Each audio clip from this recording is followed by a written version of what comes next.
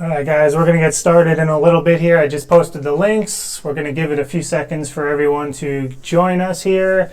And what we're going to do tonight is show you what Blackbox is picking up as far as options. What we're doing is following the big money in the options market. We're going to get started in a little bit here. I just posted the links. We're going to give it a few seconds. And the big money is the money that gets to move the markets. That's what we're trying to follow when we place trades. I'm going to show you guys what we're looking at and why we like what we like and why we don't like what we don't like. There is such thing as good and bad flow.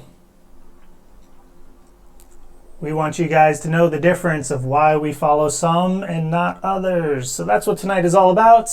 And again, I'm going to give it a moment or so. I just posted the links on a few different sites. We're going to get a moment for people to join us, and then I'll start with our class tonight on options flow.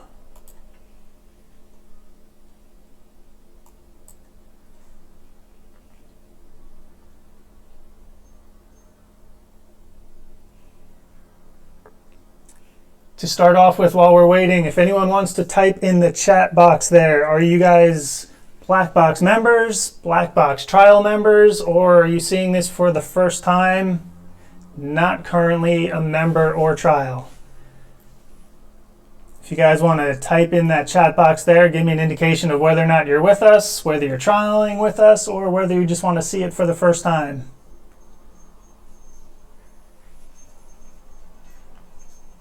Like I said, we're going to give it a minute or so for people to join us, and then we'll go ahead and get started on the full class.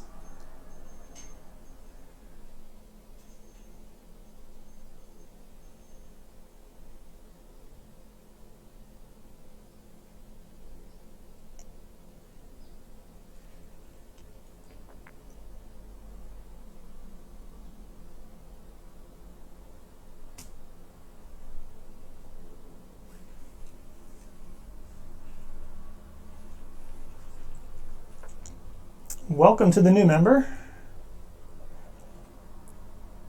Hopefully you got a chance to see what we're all about for that first week. Last week there was a few days where we didn't have a lot of action and a few days where we did. So hopefully you got to see a good mix of good and bad days. And the bad days for options flow doesn't mean it's a bad day in the market. It means the big money they didn't have any conviction as far as what they were looking for. So there are calls made in the live chat room. So even if there's no options flow to follow specifically, we still call out plays in the live chat room. I'm going to show you guys a little bit about that as well tonight. There's a lot of parts to Blackbox. So we're going to go over a little bit of everything, specifically for options traders. There is an OTC and a stock scanner as well. I'm not going to cover that tonight. I'll point out where you can find the settings for all of that, but tonight I'm really going over the options trading, because options, first of all, it's what I do, and second of all, the Discord room that we run is pretty much mostly options traders. So that's what I'm going over tonight. Like I said, I will show you guys the settings for stock and OTC, but tonight I'm primarily going over the options flow, what we look for, why it's good, why it's bad. And we'll give it a few seconds here, then I'm going to go ahead and get started. Let me just check the links I've posted on a few sites, and I will be right here to get going.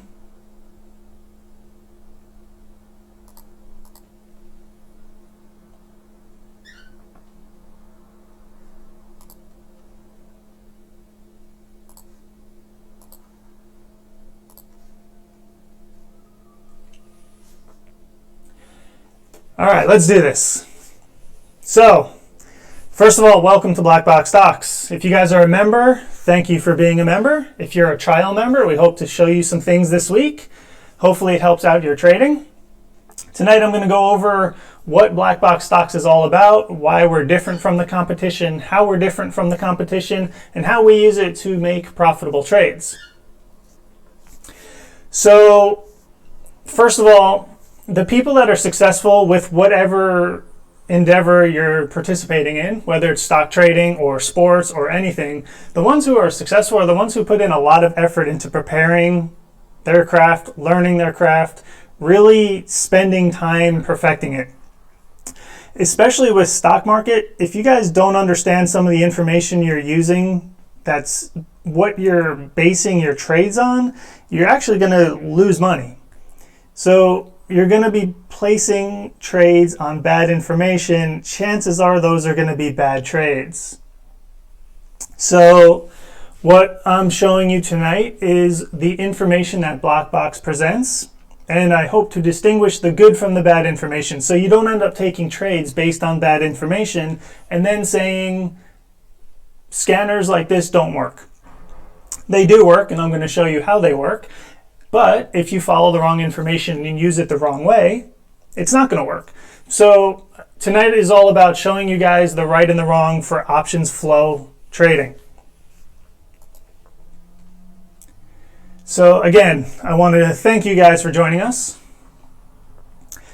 Blackbox Stocks is a bunch of different things. There's a few different types of traders here.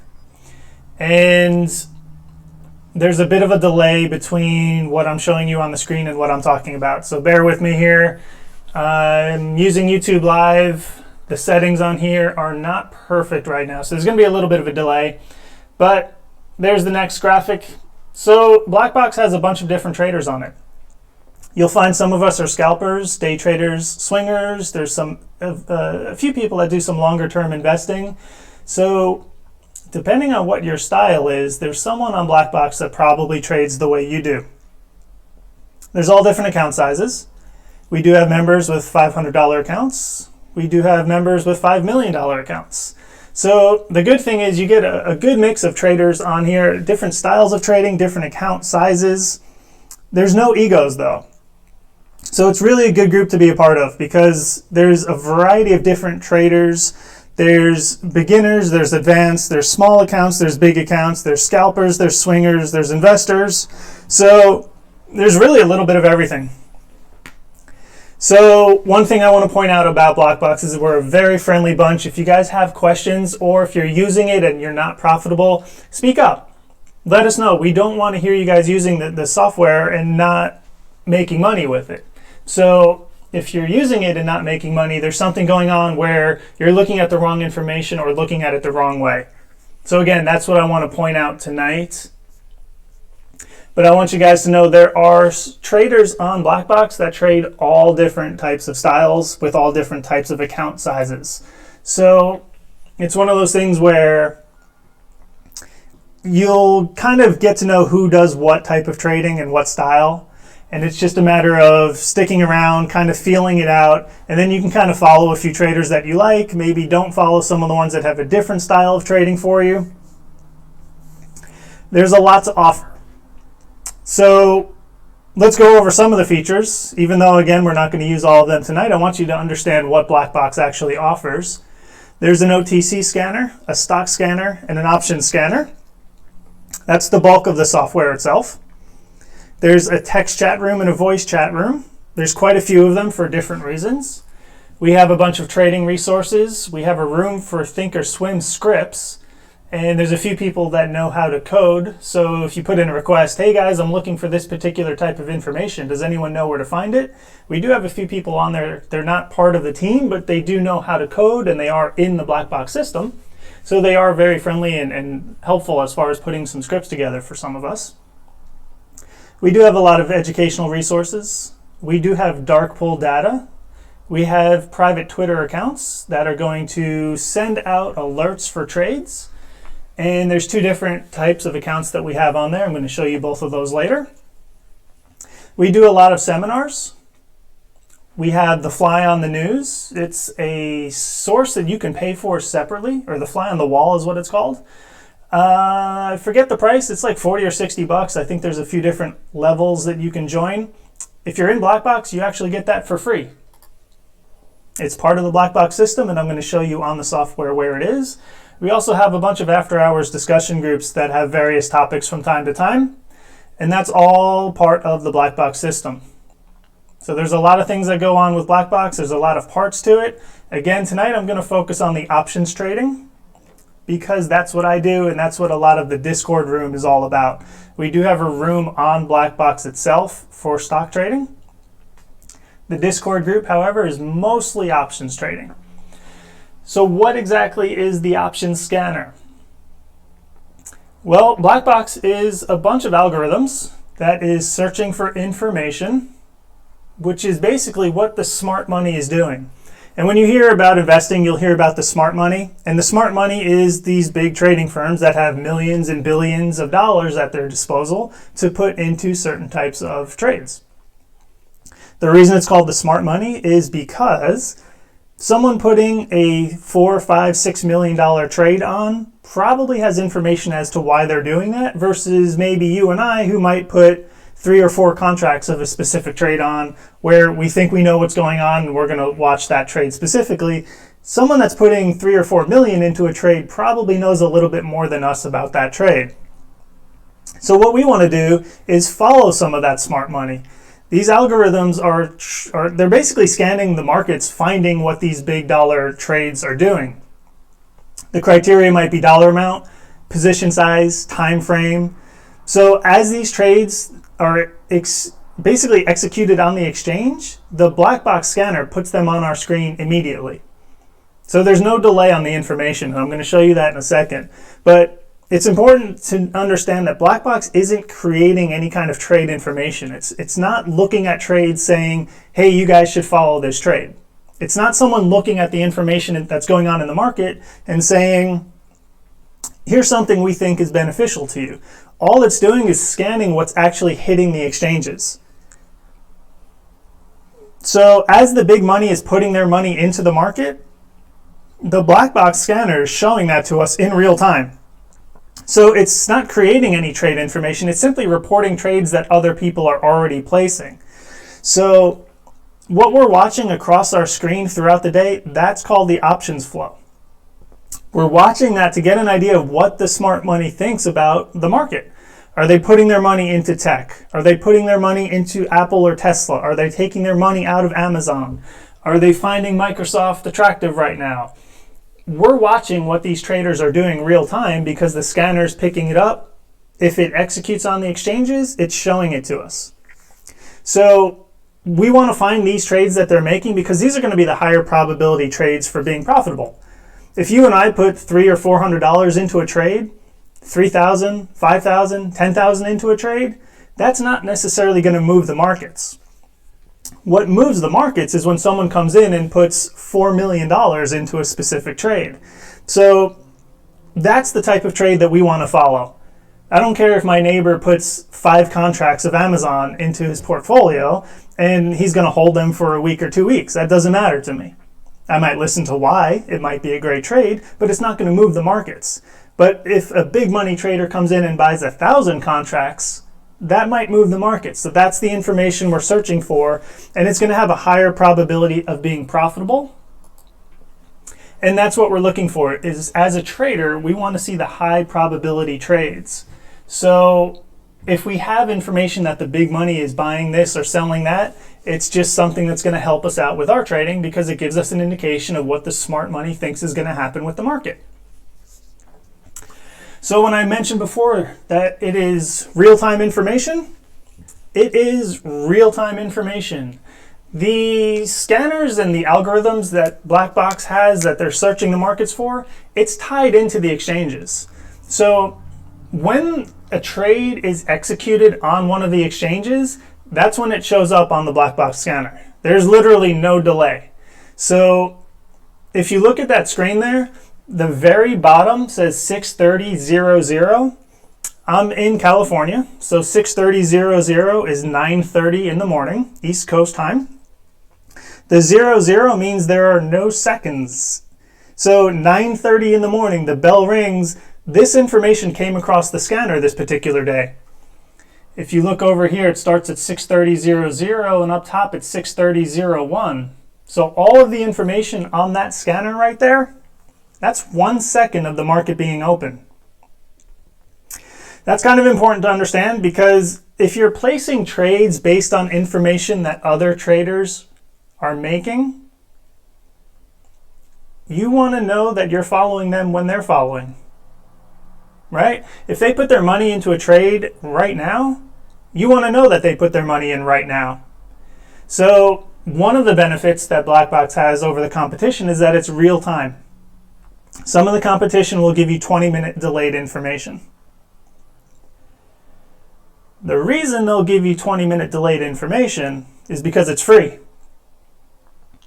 So you can go into the exchanges and you can pull information from them without having to pay for it. And you can follow some of those trades or ignore some of those trades. It's free. The problem is if you're acting upon information that's 20 minutes delayed, you might not be getting the best information. So we kind of feel like if you're following big money into trades and out of trades, you want to know when they're doing it, not 20 minutes later. There's a lot of times we'll find something that's maybe $1 or $1.15, and then 20 minutes later it's $1.80. So if you're getting that information and you're seeing it at $1.80 saying, ooh, that's a good trade, they put a lot of money into that. It might be a good trade, but if they got in at $1.15 and it's now $1.80, you would want to see if you're chasing, if it's still a good trade. The thing about Blackbox is since it's real time, we know when they do it and we can follow it right away. So we're not getting delayed information. We're not following them 20 minutes after they've done it. We're seeing it as they do it. When the exchange executes the order, it shows up on the Blackbox scanner. So why does Blackbox do this when the competition doesn't? Really simple, it is expensive. Blackbox has to pay for every member that we have for this data.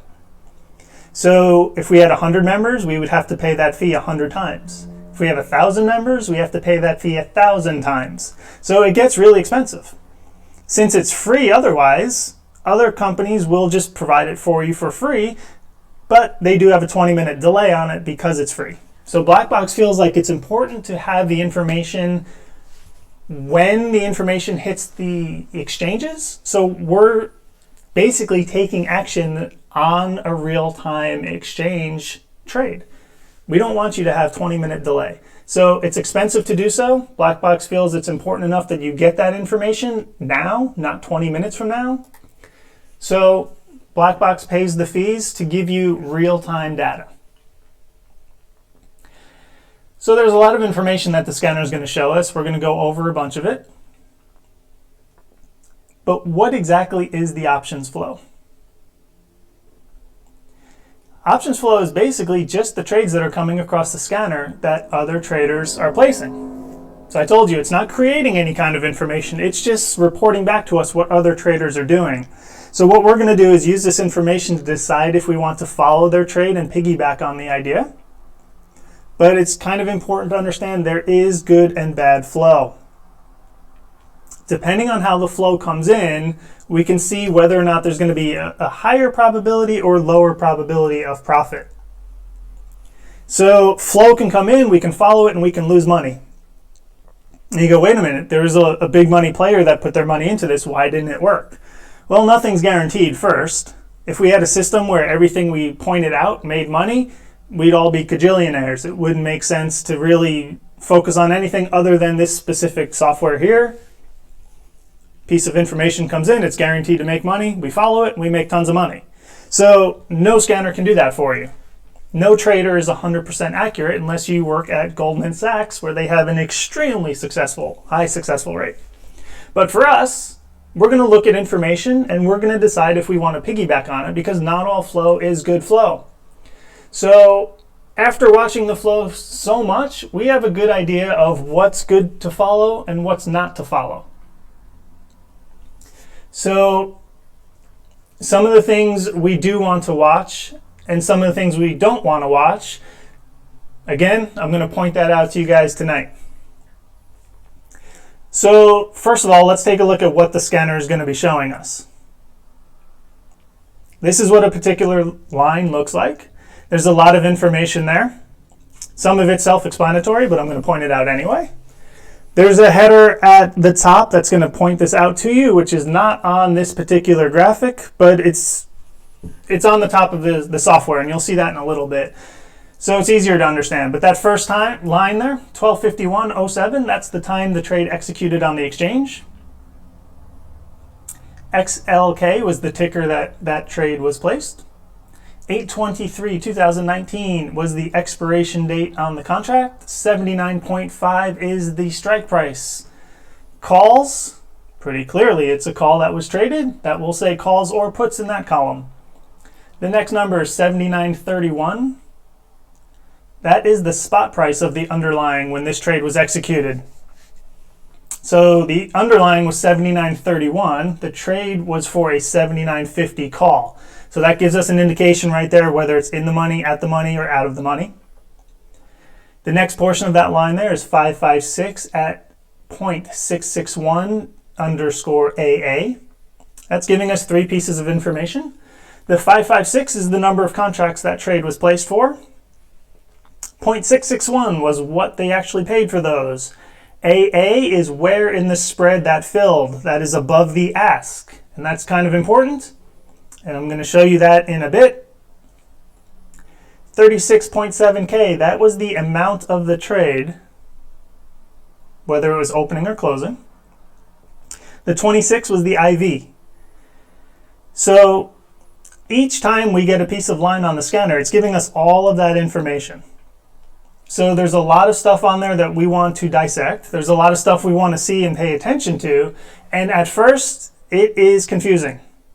It really is. There's a lot of information coming at us, and it's coming at us in real time, and it's coming at us quickly. So there's a lot of information being thrown at us. If you're new to options, it's confusing. If you're new to the stock market in general, it's confusing. If you're okay with options, but you've never used an options scanner before, that can also be confusing.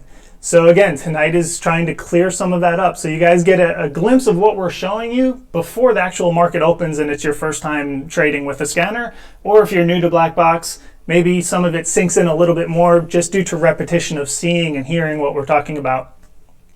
So all of that information is coming across the scanner in real time.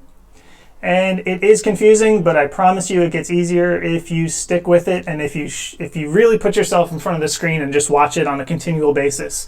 There's no thinking involved. It gets to the point where you see it, you understand exactly what it is. Colors. There's 3 colors on our scanner. Yes, IV is implied volatility. That is correct. So there's 3 colors that are going to come across our scanner, and this is one of the first things we want to point out. there's two things that we're really focused on, and it's colors and the spread. So we're going to start with colors. The colors are telling us where in relation to open interest these trades are taking place. And that's kind of important to us. There's a few keywords I'm going to use here. The colors and the open interest is where we start.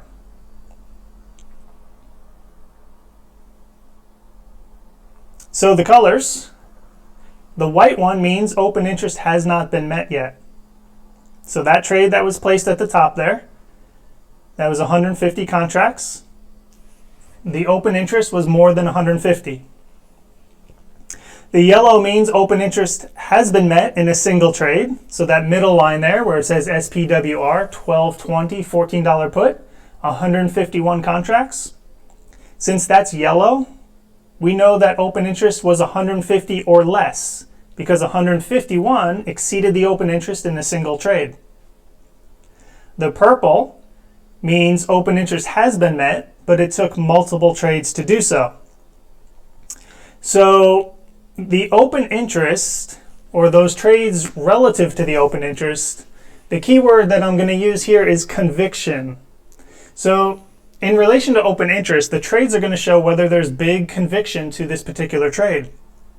And if we think about this, let's say there's open interest for a particular trade or a particular contract at 750. And someone comes in and buys 50 contracts. Is that something that we're going to really pay attention to? Probably not. Because the open interest is 750. Someone came in and bought or sold 50 of them. That's not super significant compared to what's open. So if that's the only piece of information that we have, that 50 contracts were traded, that's not necessarily a trade we want to follow. It might work out, but it might not. The probability, which is what we're looking for as traders, is higher probability trades. The probability doesn't really show us that it's going to be a high probability trade because 750 open, 50 traded, it's just not super significant compared to what's out there. So when we see flow coming in white, it's showing us a conviction level, and white means for me that the conviction just isn't there. Now, if we see white flow after white flow after white flow, it might turn to yellow or purple. And that's important to note too. But just a single piece of white flow, the open interest hasn't been met yet. So it's not necessarily a significant piece of information. The yellow means open interest has been met in a single transaction. So if we go back to that 750 open interest example, 750 open interest, someone comes in and buys 900 contracts. Again, the keyword is conviction. If there's 750 open and there's a 900 contract trade, that's conviction. Someone really feels something's going on with this particular contract. They took out the open interest in a single trade. So that's the type of stuff we're looking for. That's the type of stuff we want to follow. If there's 600 contracts in open interest and someone comes in and in one shot buys 1,500 contracts, that's significant. So that's the type of stuff the colors are telling us. The purple means open interest has been met, but it took multiple trades to do so. So that's important because, again, it's showing us conviction. Let's say there's 750 contracts open, and someone comes in and buys 300 of them. And then someone else comes in and buys 150. And then someone else comes in and buys 50. Then someone else comes in and buys 200. That's the level of open interest. Now let's say someone else comes in and buys 200 more. And then 400. And then another 160. So the open interest has been met, but it took multiple trades to do so. But then they're still buying more and more of that contract. So the purple is showing us conviction because someone's building a position. It's giving us an idea that someone's building a position because open interest has been met, but they're doing multiple trades to do so. And then we still see more and more come in that are purple. And then if we see a yellow on top of that, that's just even more conviction because that's a single trade that took out open interest. So the colors are telling us white, open interest has not been met. Yellow, it has been met in a single trade. Purple, it has been met, but it took multiple trades to do so. So that's important to understand. It's giving us the conviction of the trade by just telling us where in relation to the open interest is this particular trade taking place. So first thing we look for is the colors. We really like the yellows. We really like the purples. We don't really pay attention to the white so much because we want to see more of it, and we want to see white turn into purple or yellow. So the color is telling us conviction. The next thing is the spread. And the spread on this scanner, you're going to see a BB, a B, an A, or an AA. That's telling us where in the spread these trades are filling. The other option is that you don't see a letter at all. That's important to note also. So really simple, BB means below the bid, B means bid, A means ask, AA means above the ask. So this is telling us where in the spread this order executed, which is important to know because the other keyword I'm going to use is urgency. So the colors are telling us conviction, where in the spread is telling us urgency. And think about it. Above the ask and below the bid. The market has a set price for this particular contract. And if you're trying to open it or close it, and you're willing to pay more than the market is asking for, or you're trying to close a trade and you're willing to take less than the market is asking for, that's showing urgency to get into or out of a trade. And I like to use an extreme example just to make it easier to follow and understand. So let's say the bid-ask spread is $1 by $1.50. And you're trying to open a position and you're telling your broker, I know the spread is $1 by $1.50. I don't care if I pay $1.60. I just want to get into this trade right now. Is that showing any kind of urgency to get into the trade? Absolutely, because you can put in a market order for $1.50 and you'll probably get filled at $1.50, $1.45, $1.40 almost immediately. So if the spread is $1 by $1.50 and you put in a limit order for $1.50, you'll probably get filled pretty close to $1.50 and probably immediately. So if the spread is $1 by $1.50, but you're willing to pay $1.60 just to get into the trade, that's showing us urgency to get into the trade because you're telling your broker, I don't care what I pay, I just want to get into the trade. The spread is $1 by $1.50 and you're saying, I don't care about that. I'll pay more than I need to. I just want to get into the trade.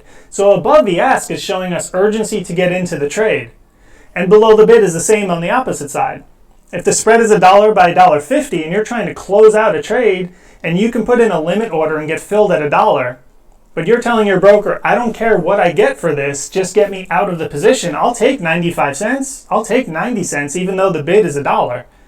If I get filled less than that, that's okay. Just get me out of the position. Again, that's showing us urgency to open or close the trade. So really important to understand the spread. I'm going to come back to this in a little bit. There's more to the spread than just what I'm telling you here. This is just the definition of and basically how it looks on the scanner. In that details column, you're going to see the AA, the A, the B, the BB, or just a blank. If it's blank, it just means it filled between the bid and the ask, and we're not going to be able to decipher whether or not that's bullish or bearish. We'd be guessing at whether or not it was, because it's not giving us information on where in the spread it filled. It's harder for us to determine whether that's kind of a bullish or bearish move. So one of the things I want to point out is the competition doesn't show you bullish puts or bearish calls, because that's confusing for some people. If you see a call, you think it's a bullish position. If you see a put, you think it's a bearish position. So a lot of the competition doesn't show you this information. And the reason for that is because they don't want to confuse you. Blackbox feels like you should have all of the information, and I'm going to specifically point out why that's important again later on. But the competition has a valid point. It can be confusing. If you're new to trading or new to options, and you studied and you understand that a call means you think the price of something is going to go up, a put means the price of something should go down, and now we're telling you that a call doesn't necessarily mean the price is going to go up, you're going, wait a minute, I just spent all this time studying. I thought I had it down. Now you're telling me it's not that? So it can be confusing. So your default settings are going to show you that a call that comes in the scanner is a bullish position. A put that comes through the scanner is a bearish position. The filters allow you to change that. So your default settings will show you bullish calls and bearish puts, and that's it. So when I tell you we want to see when people are flipping out of a trade or when people are closing a specific trade, your default settings don't show you that. So on your scanner, if you go to that filter section, the two I have highlighted on there, above ask only and at or above ask, you want to make sure those are not checked. By default, they are checked. So your default settings will show you bullish calls and bearish puts. I'm going to show you why we want to see the other side of that information. If you're new to trading, your default settings will make this easier for you to understand. If you've been around options, or if you just want to see the full picture of what's going on in the market, go to that filter section, uncheck above ask only and at or above ask. By default, those are checked. If you're relatively good with options, or if you understand what all this means, uncheck those and you'll see the full picture. And I'm going to go over that again in a little bit. So there's a lot of information on Blackbox. We're showing you the urgency relative to open interest where these trades took place. We're showing you where in the spread. Were these on the ask or on the bid? Were they above the ask or below the bid? All that's important. So there's a lot of information here. The big question is, how do we use it to actually make money? That's what we want to know, right? We join a scanner for a reason. We think it's going to give us a clue and an edge that other people don't have. So it's great that we understand all of this stuff that it's showing us. And step one in learning is to really understand the definition. So when I say yellow flow, what does that mean? You spit back the definition. That means the open interest has been exceeded in a single trade. And that's great. Step one is understanding what we're showing you and being able to recite the definition so that when we're looking at this stuff and talking about it, you understand what it's actually showing you. Step one is to spit back that definition to us. Step two, however, is to really understand that information and know how to use it to make money. It's one thing to understand the scanner itself, but if you don't really know what the scanner is showing us, just knowing that yellow means open interest has been exceeded, that doesn't mean anything to you. It doesn't help you. So step one is to be able to spit back the definitions to us. Step two is to really understand what that stuff means and not just be able to give me the definition, but to tell me how we would actually use that to make money or not. So let's go over what we're looking at. Mixed flow. When we start the scanner and throughout most of the day, this is what we're going to see. If you look at the screen there, there's different tickers on there. There's different expirations. There's different strike prices. There's calls and puts. There's ask, above ask, and bids. There's sweeps and blocks. So when we see the scanner in real time, this is what we're actually seeing. There's a bunch of mixed information on there. So what I want to point out to you is a lot of the information that comes across the screen we are not going to use. So really important to understand. The flow is continuous all day long. It's in real time. It's just constantly coming in, scrolling across the screen, scrolling all day. The majority of that we are not going to use. It's kind of shocking. Someone here who's a flow trader is telling you don't use the flow. So again, we're looking for high probability trades. The majority of what we see there is not telling us a specific story as far as what the trader is trying to do. That's not the high probability flow we're looking for. So a lot of the time, you're going to see this mixed information here where it's giving us information that other traders are placing their money into, but it's not necessarily something we're going to follow. So when you see a bunch of flow like what's on the screen right now, it's simply stuff we're not going to follow. It's not giving us a story. It's not telling us information. And the majority of what we see is little bits and pieces like that that don't tell us a story. There is information on ETFs that we're going to see. the scanner does pick up ETF flow. One thing I want to point out is that we typically don't follow ETF flow. I trade SPY probably every day. If not every day, I might skip one day out of the week, but I tend to trade SPY quite a bit. I do not follow the SPY flow from the scanner. And there's a few reasons for that. One, the ETF, the SPY and the Qs, if you see a large put position come through, does someone think the SPYs or the Qs are going to drop? It is possible. Someone's placing a bet that the SPY and the Qs are going to drop.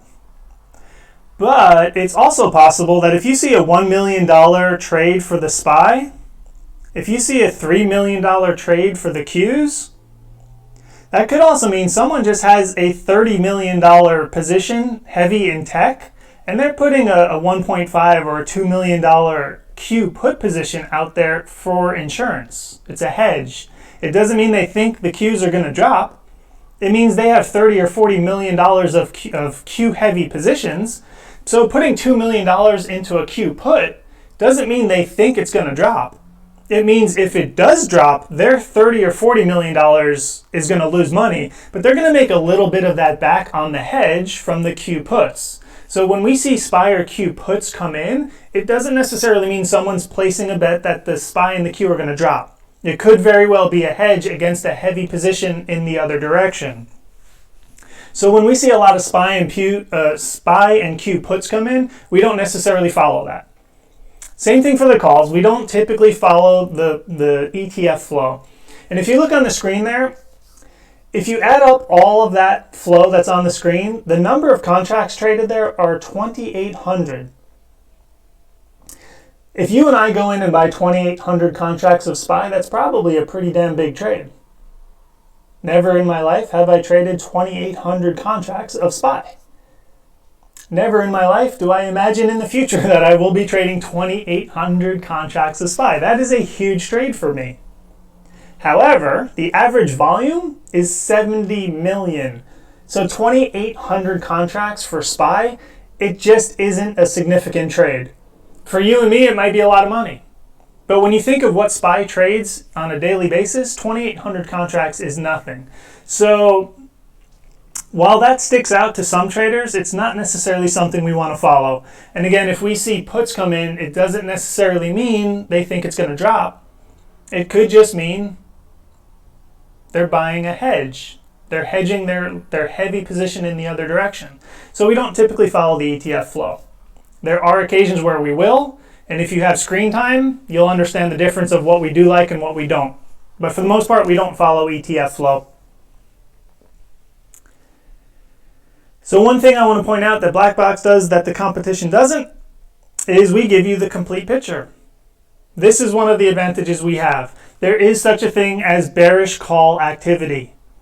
And again, if you're new and you're studying calls, calls mean the underlying is going to go up in price. So if we think a stock is at $20, we think it's going to go to $25, we can buy a call. And if it goes to $25, we make money. So why am I now saying there's bearish call activity? Well, there's two reasons a call position can be bearish. And Blackbox wants you to know this information. The competition doesn't because it is confusing. It's in your head that calls are bullish, and now I'm telling you calls are bearish. Now when you see call activity, you're going to go, oh, wait a minute, is that bullish? Is that bearish? And in the Discord room, we get a lot of questions on this, so I know it's confusing because I see the questions every single day. Hey guys, this looks like it's bearish, right? Well, why do you think it's bearish? Well, because of this. No, it's bullish because of this. So here's a bearish call situation. There's two of them. If you look at the screen, that's calls coming in on the bid. Calls coming in on the bid are telling us that this is a bearish position. And there's two reasons why. The first one is easy to understand. Let's say you have 50 contracts of Apple that are calls. You have 50 call contracts for Apple. Apple's going up in price. You're making money. If you close out those contracts, let's say you closed out 10 of them, it hits the next level of resistance. You close out 10 of them. it hits the next level of resistance. You close out 10 of them. So now you only have 20 left out of 50. And now maybe it's going sideways, consolidating, and you close out those other 20 contracts. So you had 50, you unloaded 10 at a time for a little bit, and then you closed out your position. We know that because calls are coming in on the bid. And if you think about the bid-ask spread, if it's $1 by $1.50, and you get filled at the dollar side, are you buying or I don't want to say selling because that's also considered writing. So let's say, are you opening or closing a position if you get filled on the bid? You're closing a position. If the spread is $1 by $1.50 and I'm opening a position, I'm not going to get filled at $1. If I'm closing a position and the spread is $1 by $1.50, I'm not going to get filled at $1.50. So the bid-ask spread is telling us where in the spread this is being filled. If you're getting filled on the bid, you're probably closing the position. And we say 99% of the time we're sure. There is a case where that's not the case, but the majority of the time, if you see calls on the bid, that's closing the position. And the reason for that, again, think of an extreme example. $1 by $1.50 spread. If you're closing that position, what's the likelihood that you're going to get filled at $1.50? Almost zero. So if you're getting filled on the bid, you're closing that position. So if you see all these calls come across the scatter and you go, oh, look at that, there's a ton of call activity right there, I'm going to follow that. If you're not paying attention to the fact that these are all on the bid, you're buying what some other trader is dumping out of. Really important to understand that, because if you follow call activity that comes in on the bid, someone else with a large call position is dumping out of that position, and that's what you're buying. So can that work out? Absolutely. Is the probability there that it'll work out? No. And the reason for that is if someone has 400 contracts, actually on this particular screen there's 5, 6, 7, 8, there's almost 900 contracts on the screen right there.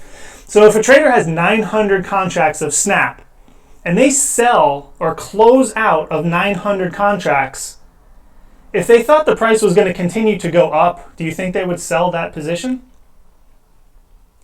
They have 900 calls. If the price is going to continue to go up, in their mind, would they close out of that position or would they still hold on to those? So if they're closing out of that position, that must mean they don't think the price is going to go up any further. So if they don't think the price is going to go up any further, that's a bearish situation. Because if it was still bullish, they would hold on to those 900 contracts.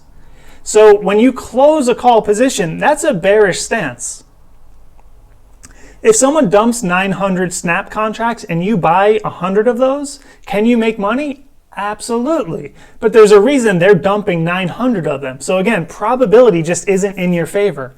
If you're not paying attention to the bid-ask spread, and you see calls coming in across your screen like this and you jump into that, you're buying what someone else is dumping out of. So again, we look for probabilities and that probability just isn't there. There's two ways calls can be bearish. The other one's tricky. If you're new to trading, you probably will get confused. The other way calls can be bearish is if someone's writing a call position. So if you're brand new to options, this might go over your head. Don't worry about it. It is confusing. If you've been around options and you understand writing the contracts, if you're writing a call position, you make money when that underlying drops in value. So if you're writing a call position, you want the underlying to drop. So that is, again, a bearish stance. So when you see calls coming across the screen on the bid side, that could also be someone writing a call position. If someone's writing a call position, they want the person buying those contracts to lose money, and that happens when the underlying drops in value. So when someone's writing a call position, that is a bearish stance because they want the underlying to drop in order for them to keep the money that they collected by selling that premium. So two ways calls are bearish. If you're in a call position and you close it out, that must mean you don't think the underlying is going to continue to increase, or you wouldn't close the position. If you're writing a call position, you want the person buying those contracts to lose money, which means the underlying would have to drop. So those two ways calls can be bearish. Our scanner will show you that. And I'm going to give you an example of that in a little bit as well. But it's important to note, if you're not following the bid-ask spread, you might be buying what a large trader is dumping out of. And if a large trader is dumping a position, that's probably not something you want to open. Again, we're just going with probability on our side. So when a large trader pulls their money out of a position, that's something we probably don't want to open a position for, just because they have a lot of money which has the ability to move the market, and they're taking that money out. So that's not something we want to put our money into. And again, it could work, but the probability is against us. The opposite of everything I just said is bullish puts, for the exact same reason. If you're in a put position and you close it, that must mean you don't think the underlying is going to continue to drop. If you thought it was going to continue to drop, you wouldn't close your put position. So when we see puts coming in on the bid, again, think about what that means. If you're getting filled on the bid, are you opening or closing your position? So when we see puts coming in on the bid, we know someone's closing out that position. If you're closing a put position, you must not think the underlying is going to continue to drop, or you would keep that position open. So if you don't think the underlying is going to continue to drop, that's a bullish stance. Same thing for writing. If you're going to write a put position, you want the person buying those contracts to lose money. The person buying those contracts loses money as the underlying goes up in price. So if you're writing a put position, that's bullish because you think the price is going to go up. So when we see puts or calls coming in on the bid, that means they're closing or writing that position. And again, the competition doesn't show you that because it's confusing. If you see puts come across the screen and you just look real quick and go, ooh, someone's looking for a downward movement. So on the screen there, that example is BABA. Someone comes in with put, and you go, oh, look at that. Someone thinks BABA's going to drop. I'm going to follow that. I'm going to grab those puts for BABA. Well, the B's means it's bid side activity. If it's bid side activity, they're closing or writing that position, so they don't think BABA's going to drop. So if you see put activity like that and you follow it, probability is not on your side. So it can be confusing, and the competition doesn't want you to get confused, so they don't show that to you. We agree it can be confusing, so our default settings don't show you that. So again, go back to that filter setting that I showed you earlier. Make sure those two boxes are unchecked, and you can see the calls and the puts that people are closing out of. So that's kind of important to understand whether they're opening or closing these trades, and we show you both sides of the transaction. So pay attention to where in the spread these are filling, because it's going to give you an indication if they're opening or closing, and that's something we want to know because we don't want to follow someone that's closing out of their position with an opening position of our own. So what exactly are we looking for? This example here is massive flow, and the term massive flow, it's not an official term. It's just what we use to distinguish the flow that comes in. It's a term we made up. It's just how we describe it. It's massive. If you look on that screen, that is all MU. That is all the same expiration. That is all the same strike. They're all calls. When we see flow like that, that's what we want to follow because that's someone building a huge position. It's just relentless. Boom, boom, boom. All day long, someone's opening a position in that particular contract. People want that contract. The price of those contracts are increasing, but buyers are still stepping in to buy more of it. So again, that's showing us that someone's building a position. It's not you and me throwing $2,500 at MU. It's not our neighbor down the street who's an awesome trader who picked up 25 contracts of MU. This is someone building a huge position, throwing 30 grand at a time, 100 grand, 60 grand, 40 grand, and it just keeps coming in back to back to back. If you add up all that dollar amounts, I don't know what it comes out to, but it's a lot, multiple hundreds of thousands of dollars. Right? So what is that telling us?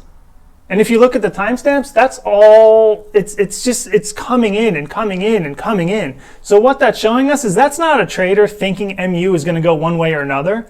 That's someone that's pretty confident those $45, $43 calls, they're pretty confident that that's going to pay out because they're putting hundreds of thousands of dollars in. They're buying this 50 contracts at a time, 100 contracts at a time, 300 contracts at a time.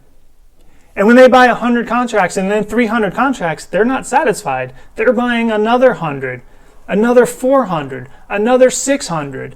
That is someone building a large position. So when we talk about probability, when someone's willing to put that much money into a specific strike and a specific expiration, they're pretty confident about that trade. So high probability that that's going to work out. Doesn't mean that it will. And there are times we can follow flow like this and it won't work out. Like I said before, if we had a scanner that showed you everything that's going to be 100% profitable, I mean, that'd be amazing. We'd all be billionaires, trillionaires, and all we would do is sit and wait for the flow and follow every piece of it. Doesn't work like that. We all wish it did. So this particular flow doesn't necessarily mean it's going to work out. But if someone's putting $300,000, $400,000, $500,000 into a single strike and expiration, they're pretty confident they're moving in the right direction. That's the type of flow that we want to follow. There's a good amount of flow. It's all day long. The price is increasing, but they're not taking profits. They're adding more to it. That's something that we want to follow. And we want to follow that almost all the time. So just the way the flow comes in, it's going to give us an indication of whether or not we want to follow that. The next example is Pristine Flow. And again, Pristine, we're just using these terms. Pristine is the best of the best, right? This is exactly what we want to see when the flow comes in. Very high probability of success. We're going to take this kind of flow and follow it all day long. It doesn't come every day, and that's the thing about flow trading. If you follow every piece of flow, you might not be successful. If you follow the right flow, you'll be very successful. The problem is the right flow might only come 3, 4, 5, maybe 10 times a month. And as traders, we want to trade. So a lot of traders can't sit through an entire day and not place a trade. But if the flow isn't there, it's flow that you don't want to follow. It might work, it might not, but the probability isn't there. So if we sit and wait, and sit and wait, and sit and wait, and then flow like this that's on your screen right now, that comes in and we pounce on that when it comes in, you will be very successful. But again, the problem is we don't see this type of flow every day. So if you can sit and wait and make 1 or 2 trades a week, when it's the right flow, you'll do great as a flow trader. The thing is, a lot of us don't have the discipline and the patience to sit and wait and not trade. We see a setup, we want to take it, but it wasn't the right flow, but we thought we could make it work. Maybe we made a little bit, so we try it again. Maybe we don't make enough that time. So when we pick and choose the right flow, we're very successful. When we try and kind of force a trade, or maybe we see something, but it's not perfect, that's when we start making trades based on flow that's not the right flow. And it might work, it might not. The probability just isn't there.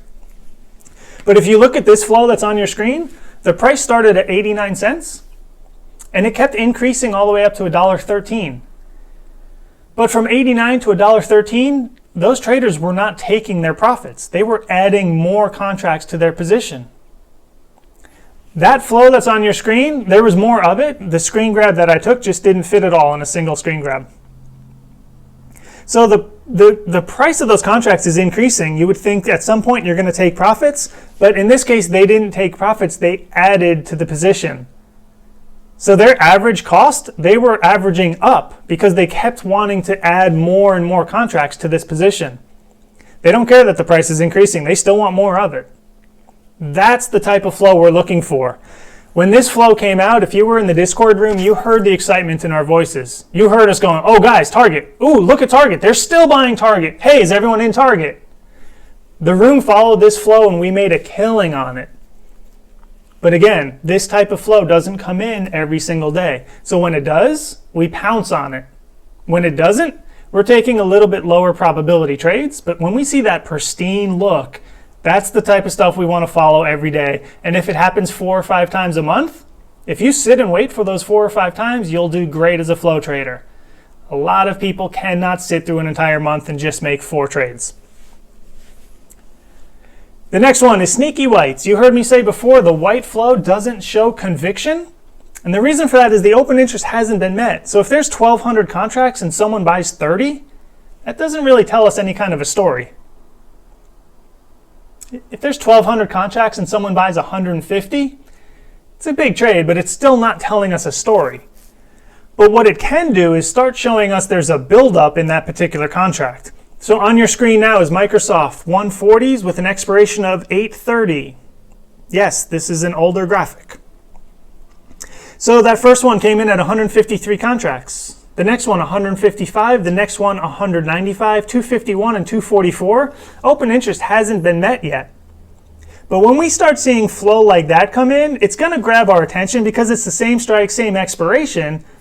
Open interest hasn't been met, but there's multiple trades where it hasn't been met. So we're looking at that. That might tip us off that at some point, if they keep buying that contract, it's going to go to purple or yellow.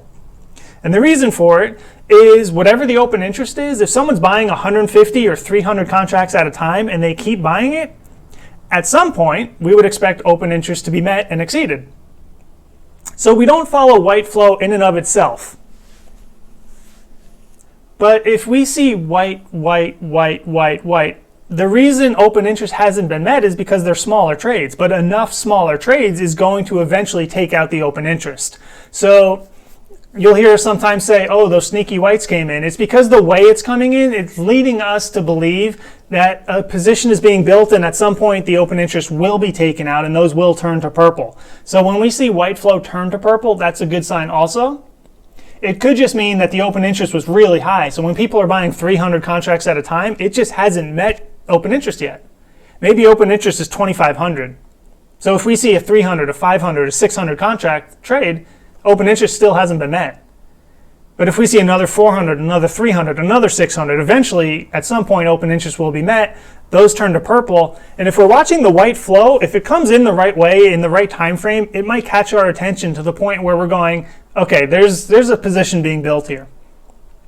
And if you look at the very bottom of that screen, that's 1021. The next 4 are 1119, 1119, 1120, and 1120.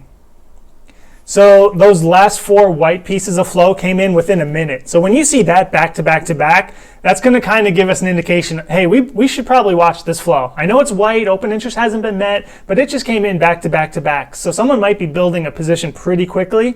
And if you look at that first purple flow, it's 1120 also. So within those 4 pieces of white flow that are 1120, we got 5 more pieces of flow in the same minute that turn purple. So that's showing us that a position is being built. Again, that's something we want to keep an eye on because it's someone building a position over time. They're not taking out the open interest in a single trade, but they're slowly building a bigger position, 300, 200, 400 contracts at a time.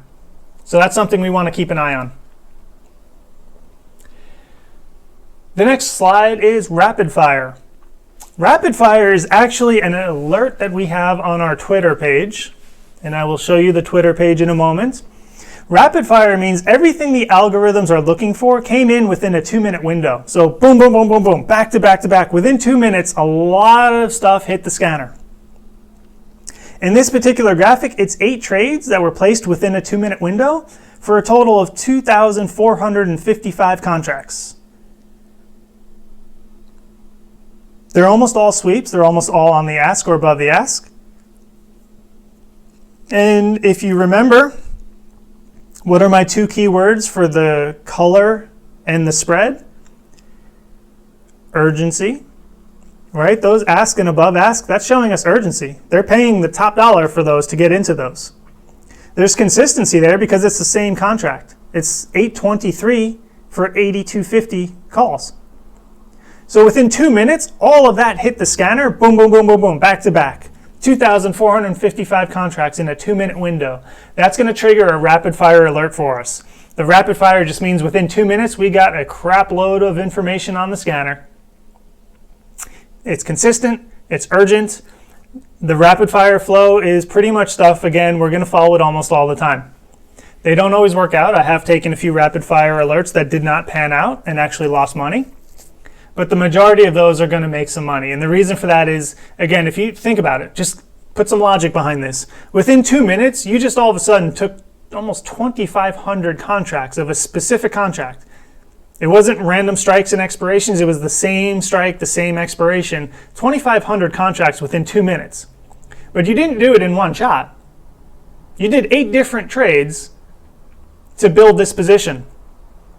And if you guys don't know what sweep and block mean, think of a sweep almost like a market order. That's not what it is, so don't use that as a definition. But a sweep is basically saying, I want this many contracts and I don't care what exchange has them. Go to every exchange and just sweep across all of them until you fill the position.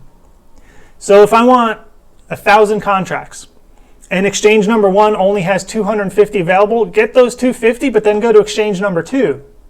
And if they only have 50, grab those 50. So now I have 300, but I want 1,000. So go to exchange number 3, whatever they have, grab it until you get me to 1,000. So sweeps mean sweep across every exchange that has these contracts available and grab every contract available from every exchange until you fill my contract position size. So sweeps are important. Above ask is important because that means you're paying more than the market value for those. So when we see sweep and above ask, it's consistency, it's urgency, it's conviction. That's someone saying, I don't care what I'm paying for it, and I don't care if the exchange you're buying them from doesn't have the amount that I want, get every single one of them. And then go to another exchange and get every single one of those. And if that's still not my position size, go to another exchange and grab every single one that they have available until you fill my position size, and I don't care what I pay. If the spread is $1 by $1.50 and I pay $1.60, I don't care. Get me my position size and get it now. So when we see ask and above ask, and we see sweeps, and we see these yellows and purples, that's showing us urgency to get into a trade. When all of this hits the scanner in a 2-minute window, that's the type of stuff we want to follow. That's the type of stuff that when that comes in, it's rapid fire. If you get up to get a glass of water, you might miss it because it came in so quick. But our Twitter alerts are going to point out that we did have a rapid fire alert. And I'll show you again those Twitter alerts in a minute. The next thing I want to point out, we've kind of gone over it. When we see ask and bid side activity, here's why we want to follow and have that information in front of us. And I apologize for the settings on my computer. There is a little bit of a delay between what I see on my screen and what you guys are seeing. So bear with me a little bit. It's kind of caught up, but there is a delay between switching, and I don't know if my talking is matching up with it. I'm trying to monitor it on 2 different monitors, so I hope it works. But this screen here, this is why we want to show you the bid side activity. If you look at the bottom flow, that yellow and purple flow, that is flow that we saw on a Friday. The way it came in was very heavy and very quick. And this room saw it come in and we bought it. We followed that trader. If you look at the top flow, it's all white flow, but it's the same contract bid side. So we saw ask and above ask, which means they were opening these positions.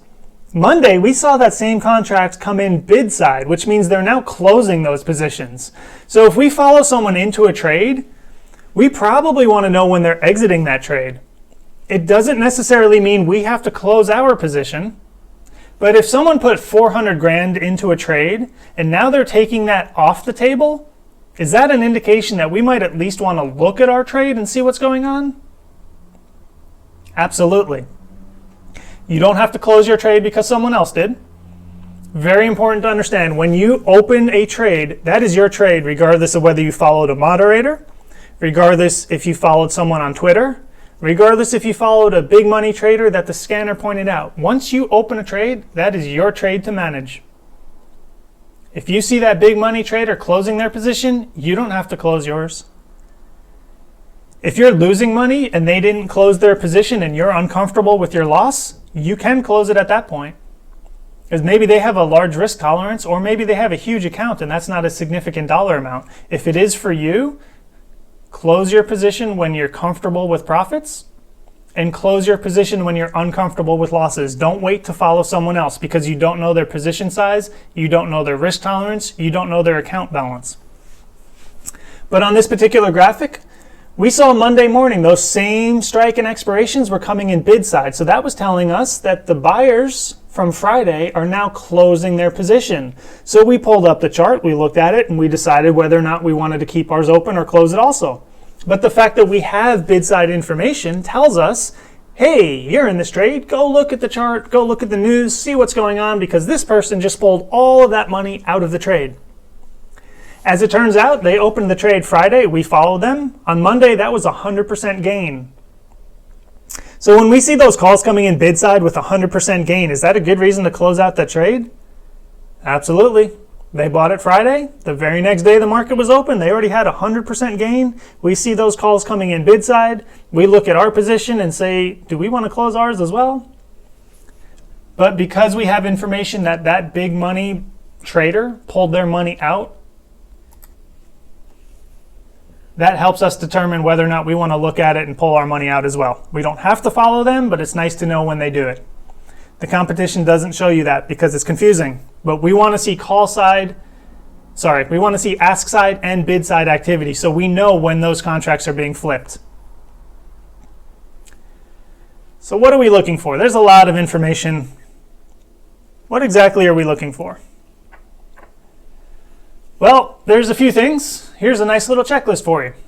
The time frame, we either want really short time frame like that rapid fire where boom, boom, boom, boom, boom. They're just pounding this strike and expiration. 2 minutes, 3 minutes, 4 minutes. They just pile into this trade. The other is all day long. If they start at the opening bell, an hour later, they're still buying. An hour and a half later, they're still buying. 2 hours go by, they're still buying. That's a good sign because they're building a position.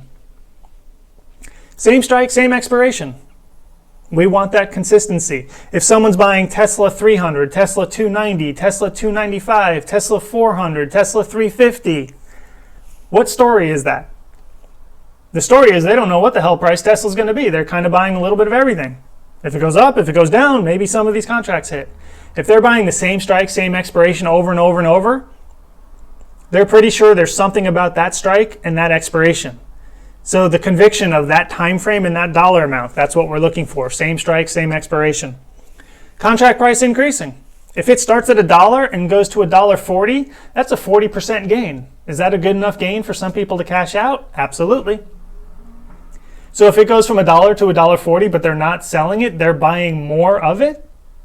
They're in at $1, but they're willing to pay $1.40 for more of it. That's a damn good sign because the price just went up 40% and they're not taking profits. They're adding to their position. Even though it's already up 40%, they still want more of it. That's a good sign. Ask or above ask, again, that's showing the urgency if it's above ask. Sweeps, urgency. If this exchange only has 250 contracts and I want 500, grab every single one of those 250, but go to another exchange and find me 250 more. So that's showing us some urgency. Really short time frame or continuously pounded all day long. Same strike, same expiration. Contract price increasing. Ask or above ask, sweeps. If every one of those boxes is checked, you can still lose money. That sucks, right? Everything there is checked, but it's losing money? How's that happening? Nothing's guaranteed. Again, as traders, we're looking for high probability trades. The higher probability trades are what's on that checklist. And it's not high probability because it's on that checklist. It's on that checklist because of what it means. So what does it mean? Short time frame or all day long? It means that they're willing to just build a huge position right now. Or throughout the entire day. They're going to slowly build a position so they don't think people are going to understand there's a position being built because you're only buying 200 contracts. An hour later, you're buying 250 more. 20 minutes later, you're buying 300. So they're breaking it up so that maybe people don't notice this. But by the end of the day, they bought 2,500 contracts throughout the day. That's a good sign. Same strike, same expiration. Why is that on the checklist? Well, it's showing consistency. Again, there's something about that time frame and that dollar amount. Contract price increasing is a good sign because they're not closing out the position for profits. If it's increasing and they're still buying more of it, they're adding to their position. Ask, above ask, and sweeps is just showing the urgency. I want this position, this many. I don't care what exchange has them. I don't care what I pay. Just fill the position. So again, that's important to see. It's on the checklist because of what it means. And what it means is there's a story being told here when we follow all of this. So the high probability trades are going to have all of those boxes checked. If they're all checked, it doesn't mean it won't work out. If only 2 or 3 of them are checked, it doesn't mean it's going to fail. But again, we're looking for probability. So the more boxes that are checked, the higher probability that will be a successful trade. That's a lot to look at. But I promise you, if you put in the screen time, when this information comes across the scanner, you don't go through that checklist. It's automatic. It's either there or it's not there. So when I see flow come across the scanner, I either look at it or I just glance at it and pass, because I immediately know it's something I want to follow or something I don't. So the more screen time you put in, the easier it becomes. And the reason for that is because eventually, at first, you're looking at, was that all the same strike and expiration? Oh, I see there's a few different ones in there. Oh, the price of the contracts were dropping. They sold some of them, but they're buying more. Eventually, after you go through that for a little bit, you're going to see the flow information. You're just going to go, oh, nope, that's not what I'm looking for. Move along. Ooh, I like the way that's coming in. Let me see. Yep, there's more of it. Ooh, there's still coming in. That's the stuff I'm going to follow. So with screen time, this becomes easy. It's not a checklist on paper that you're checking boxes off of. It's immediate in your head. You see it. It's either there or it's not. So if you have to look at flow and decipher whether it's good or bad, it's probably bad. Move along. If you look at flow and go, holy crap, that's exactly what we're looking for, you don't have to think about it. That's the stuff you want to follow. So if you're looking at flow and you're not sure what to do with it, it's probably not the right flow. Pass. Don't try to force that trade. Pass. There's a question on here. Is there a filter in Blackbox which shows rapid fire? There is not. It's just the time frame that stuff comes in. If it comes in a really quick window, like I said, if you get up to grab a glass of water, you're going to miss it because it comes in so quick. There is a Twitter alert that will come out that's called a rapid fire alert. So if you have Twitter set up, a trick I like, I have Twitter alerts sent to my phone with a specific ringtone. So when that tone goes off, I know it's not my neighbor trying to chat. I know it's not my parents asking how I'm doing. That specific ringtone means that's Twitter. So I can look at the phone and I say, oh, that's specifically a Twitter alert. What's going on? Rapid fire is an alert on Twitter. So if you're grabbing a glass of water and you hear your phone go off with that specific ringtone that says it's a Twitter alert, pull that up. You say, oh, it's rapid fire. Get to your computer real quick, pull up the chart, pull up the flow, boom, I like it, I'm in. What you can do is filter out for specific expirations. So on the scanner, if you scan Apple, it's going to show you everything that's coming across the scanner for Apple.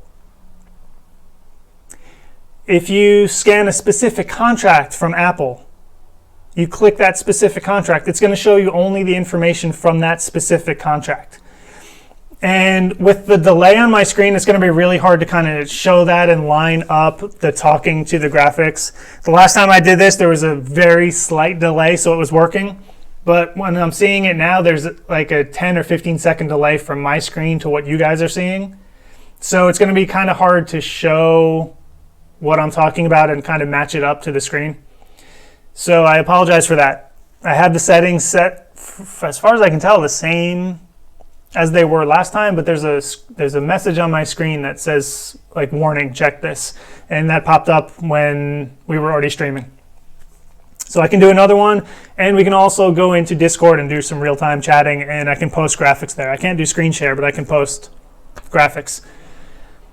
But this is what we're looking for on this checklist here.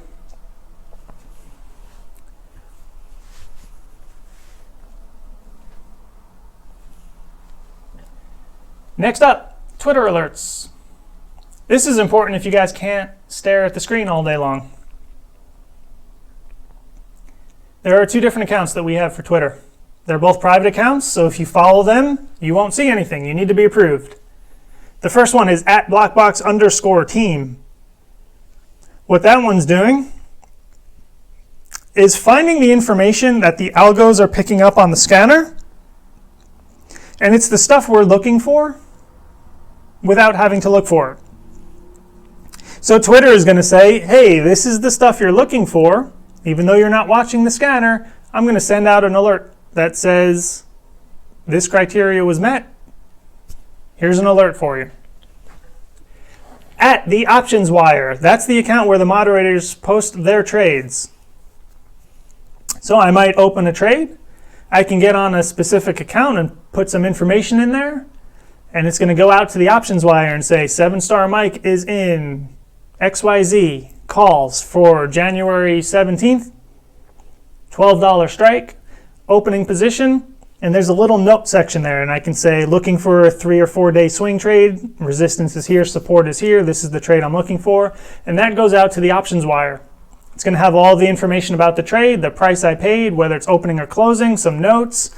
That is the options wire. Blackbox_team is the algo-generated trades that are basically scanning the scanner for what we're looking for as if we weren't there to watch the scanner. So it's going to do that for us and spit out basically what we're looking for without having to watch the scanner all day long. They are private accounts. So join Blackbox_team and the options wire, and then send Jenny B or Charlie a message and say, hey guys, here's my Blackbox name. Here's my Twitter name. Can you guys approve me? And if you're a trial member, you do have access to those for the week. So even if you're a trial member, join those. Give them your Blackbox name, your Twitter name. Let them know, hey, I'm a trial for this particular week. You do have access to those even if you're on a trial. And those are important because, again, if you're not watching the scanner, the Twitter alerts are basically telling us what we're looking for. When I say same strike, same expiration, and when I say contract price increasing, that's what the algos are looking for the Twitter alert. So when all of that is met, it's going to generate an alert and send that out to us so that we don't have to watch the scanner all day. So if you work full time, but you have access to Twitter, or you can send Twitter to your phone while you're at work, that's one way to look at the information without having to watch the scanner from bell to bell. So what are the different types of alerts? Large alert is going to be a yellow call sweep, which is an opening transaction. Why do we know that's an opening transaction? Because it's yellow. If there's 400 contracts in open interest and someone comes in and makes a 500 contract trade, it has to be an opening transaction. You can't close 500 contracts if there's only 400 that are open. All right? So if there's 1,200 contracts in open interest and someone trades 1,800, that can't be a closing transaction. You can't close 18 if there's only 1,200 open. So yellow, open interest has been met in a single transaction. That has to be an opening transaction.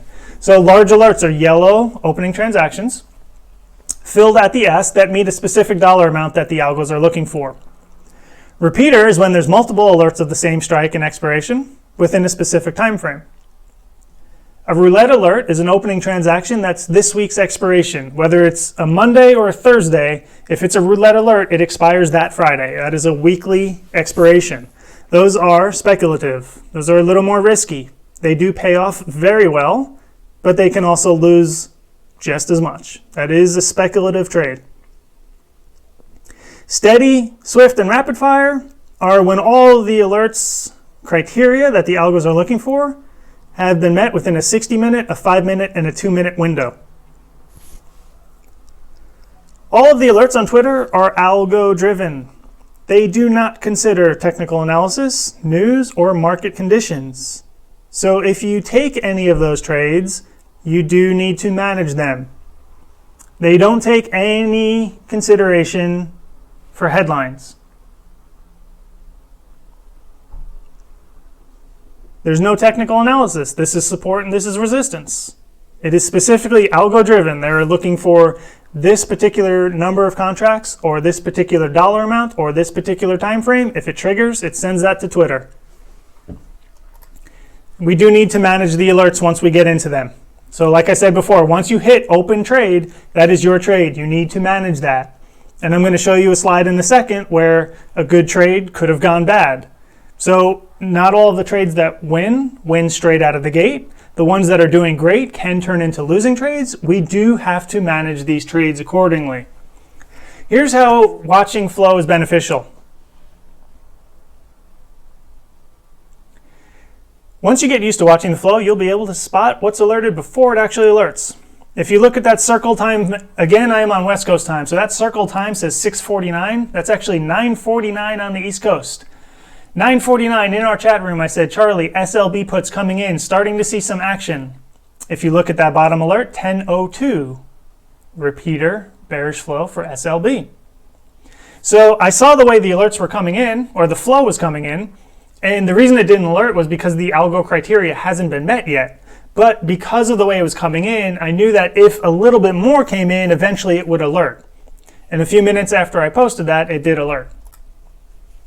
That's just from screen time. That's watching the flow enough to see that the way it comes in, it's probably going to alert if more comes in that same manner. Anyone can do that once or twice, right? Well, there is another example here. It's not a fluke. It's when you get good at reading the flow. 10 minutes before the alert triggered. Charlie, keep an eye. Oracle, starting to see a buildup. We need another one to alert. What happened 10 minutes later? We got another one and it alerted. So it's not a matter of just guessing. It's a matter of the way the flow comes in. I can just see it, and I'm experienced enough with it now to just know that if we get more of it, it's likely going to alert. So when you get good at it, again, it's not a process of going through a checklist. It's just automatic. It becomes one of those things where you see it and it's either what you want or what you don't want. You move along. And that just comes with screen time. If you're a trial member, you might not get that within a week, but within a week, you'll understand whether or not the system can help you or not. And then if you join for a month, try it for a month. If you're unsure after the trial, try it for 1 month. There's no commitment. You buy it for 1 month at a time. If you don't like it, you can cancel it. But within a month, you'll really get a firm grip of this is going to help me or it's not. So when we trade with an alert system, here's an example of a trade that worked and then it didn't work. So the alert came out at 10:02. If you look on that screen, my order filled at 10:03. So a minute after the alert came out, I was able to get into that trade. This was a put, so I was making money as it dropped. This was a 27% gain, if I remember correctly, and then it started reversing. By the time I sold it, I kind of saw that there was a reversal for the day, and I decided I wasn't going to risk it. I'm going to lock in a gain. I only made 13% on this particular trade. We don't necessarily trade for 13%. That's not a great trade, but it's a put. So if you look at the far right of the screen, had I not sold that, I would have lost money. So here's a trade that was 27% gain the same day the alert came out. And if I didn't manage the trade properly, it would have turned into a loss. So 27% up to negative. So I was in, I saw 27%, I saw it reversing. I finally locked in 13% because I didn't want the trade to turn against me. So I did lock in a little bit of a profit. Not a huge profit, 13%. It's good, but it's not a spectacular trade. But if I didn't lock it in, it would have been a negative trade. So you have to manage trades. Really important. If you get into a trade, even if it's a winning trade, it can reverse on you. So it's something you do have to manage. To log into the platform, if you're a trial, look for your DM from Jenny B. She has all the information for how you can log in. Mobile is not up and running. It is in the works, but there's no ETA for it yet. Every day, these guys are improving the platform.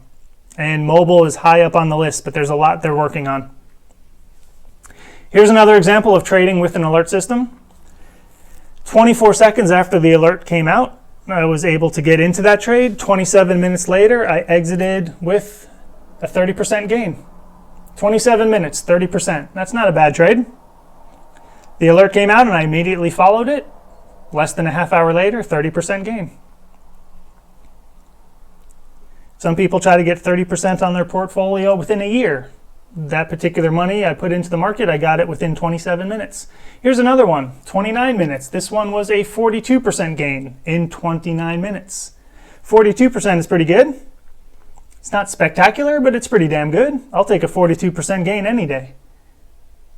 The fact that it happened within the same day of the alert, 42% in one day is awesome. Not even a day, it took 29 minutes. So if you follow the right alerts, you will make money. Here's a swing trade. This one I opened one day, sold it the next day, 100% gain. So again, if you follow the right alerts, if you see the way the flow is coming in, you can determine whether or not you like it. 100% gain overnight. That's not too bad. So one thing I want to point out, how do we follow the alerts? There's a lot of questions I get almost every day. There's so many alerts, there's so much information. What do I follow? There's a few things to take into consideration. Your account balance, your risk tolerance, what you're trying to do with the trade, what you typically like to trade. Trade your style. The slide here, let's just read it word for word. Trade within your comfort zone, always. Roulette alerts are expiring the same week the alerts come out. If you're uncomfortable trading short term, or if you're inexperienced, those trades are probably not for you. Similarly, if swinging isn't your style, don't follow an alert dated 3 months out. The alerts might work in both circumstances, but your trading psyche won't. If you're trading outside of your comfort zone, it won't be fun. Anxiety and stress will increase. And if the trade goes against you, you're just going to sit there and say, you know what, man, I knew I shouldn't have taken that trade. Why did I follow that one? So stick to your trading style regardless of what alerts come out. Trading is hard enough on its own. Don't take trades that go against your personality. I don't like long-term swings. So if the perfect flow comes out for a trade that's dated 3 or 4 months out, I'm probably not taking that trade. Because I know every single day I'm going to stare at it. What's it doing today? What's it doing? What's it doing? What's it doing? It might be designed to make money 2.5 to 3 months out. It's not designed to make money that day, or they wouldn't have bought 4 months out. So if I'm going to sit there and stare at it every day, but I know that it's not designed to make money for a month, 2 months, 3 months, it's going to drive me nuts. And if that turns against me, I'm going to sit there and go, oh, now I got to wait 4 months for this to turn around. It's just not my personal style of trading. So whether it works out or not, even if it's a 300 or 400% gain, I'm comfortable not taking that trade, because while I'm in the trade, it's not my style. It's going to drive me nuts. I'm going to look at it every day, and if it's not doing what I want to do and it's not doing it right away, it's going to drive me nuts. So it's one of those things where know your trading style, know what you like and what you don't like. And it's one of those things where you have to know what's beneficial for you and what isn't. And if you're following a trader that doesn't necessarily trade the way you do, it's not going to help you out. It's not going to help you learn anything, because all you're doing is waiting for them to get in and waiting for them to get out. It's not going to teach you why they got in and why they got out, because all you're doing is stressed over whether it's up or down. And if you don't know why and it's not your trading style, all you're focused on is this making money or is this not? And if that's the case, you're just not learning about how to place the trade. All you're doing is waiting for someone to tell you, I'm in it, oops, I'm out of it, and that's not really going to help you in any way whatsoever. So it's one of those things where if you're not comfortable with long-term trading, don't follow the alerts that come out with the longer time frame. If you're not comfortable with short-term volatility and the quick ups and downs, don't take the trades that are the roulettes, because those expire the same week. So trade with your personality. And I would love to show you guys some of the Discord settings and the Blackbox platform itself, but again, with the delay on the screen, let me see if we can. Give me a second, let's wait for the graphic to change. One thing I want to point out to you guys is Twitter. We'll give it a second because it looks like it's delayed on your end. There's the change. So this is my Twitter page. It's at 7starmike. I have been lagging a little bit with the stats, but one thing I want to show you, I've been lagging quite a bit because I have to scroll quite a bit. So here we go. Again, there's a delay on your screen. I'll wait until it catches up. But what I'm showing you here is the Twitter alerts. I keep track of them as far as their performance, and I have a record of whether they do good or bad. I keep track of it every week. So what you're looking at on the screen there is the specific alerts for that particular week. At the end of the month, I try to track the entire monthly performance. So if you look that particular week, this was 11-4. So this is going back a ways. This is, 5 weeks ago at this point? I haven't updated the ones. I was working on them this weekend. But the biggest gain column there, the top, the blue shaded, that's the gain within the same day of the alert. The bottom portion is the gain within the week. Now, we don't know the high point of the week when we open the trade, of course not. But to track them, I'm going to track the biggest gain possible.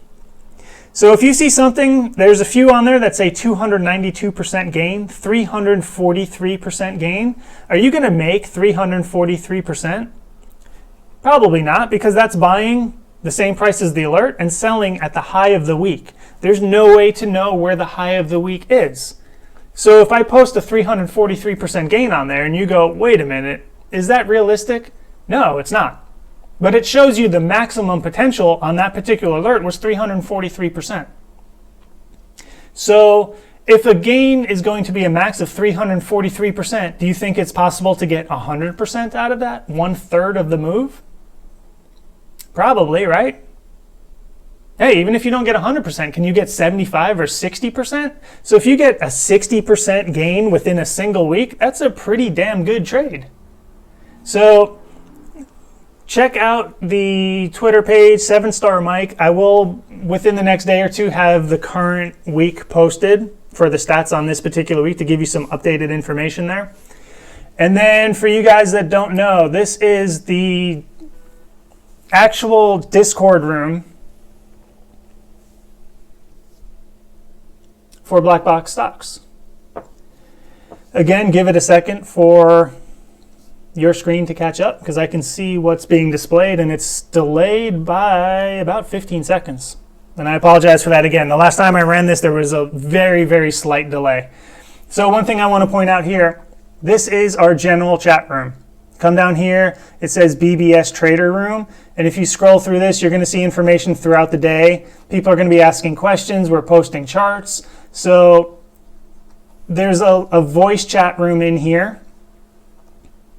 And throughout the day, we're talking about the trades that come across the scanner. So that's one of those things you want to pay attention to. If you can be on voice, get on the voice channel. We do a lot of after hours chat on there. So that's where we do our after hours chat. Next up is the actual Blackbox scanner. Again, I'll give it a second to catch up on your end. And this is not the smoothest part of the presentation. Again, last time I did this, there was no delay, so it was a lot easier. I don't know why the settings got changed. But this is the Blackbox software. This is what you're going to see when you log in. To go to options, there's a button up here. When you click on that, it's going to pull up the options information. And again, give it a second for your screen to catch up.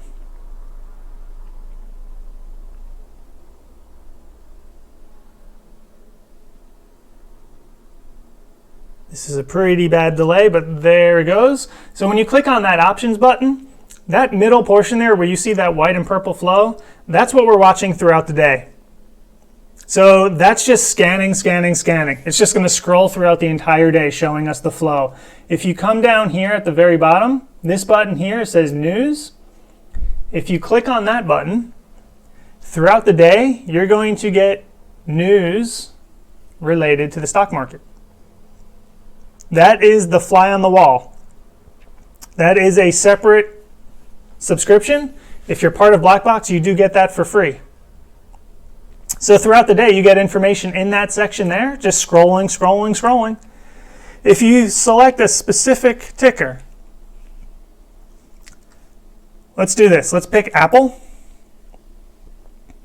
So when I click on Apple, you're going to get the flow for Apple in the middle. On the left, you're going to get the Apple chart. On the right, the news column is going to switch to news specifically related to Apple. So this is the setup that I like to have, is the options flow in the middle and the news on the right. So anytime I click on a specific options, whether it's a specific contract or just a ticker, I've got any news related to that on the right side with me. So when we see a lot of flow come in, click on that ticker, you're restricted to only that ticker. The news is going to change also. So if there's a headline that comes out, we're going to see it right then and right there. And again, that goes pretty quick. That's the fly on the wall. That updates pretty quickly throughout the day. So as we see headlines come in, we can kind of correlate some of that to the flow. I would do a better job showing you guys the platform in Discord if there wasn't a delay. So again, I apologize for that. So at this point, are there any questions on anything I've gone over relating to options flow, what we like, what we don't like, why we like certain flow, how to use Blackbox? Easier if I can talk about it and not show it because of that delay, but I will try to pull up anything I can with the delay. You cannot set the scanner for a watch list of specific stocks. That is in the works. That is one of the updates that is coming, but there's no ETA on that. That's actually going to be part of the mobile platform when they release that. I don't know if they're going to do that separately with the desktop, but I know as part of the mobile platform, there is going to be a specific watch list. I would imagine they'll roll that out with the desktop also.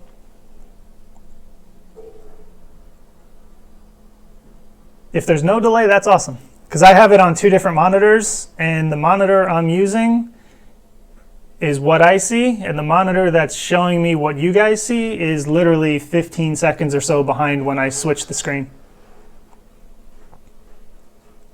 So let's try it out.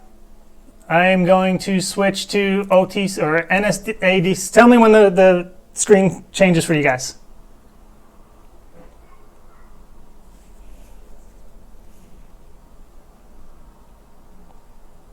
Because if it hasn't changed yet, there's a massive delay.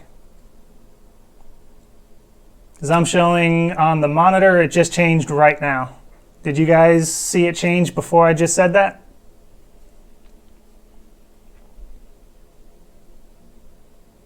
Because there was about a 10 or 15 second delay when I changed it to when I saw it on the other monitor. So when I said I'd show you guys stocks and OTC, that's where we go. Up at the top here, this is NASD, NYSE.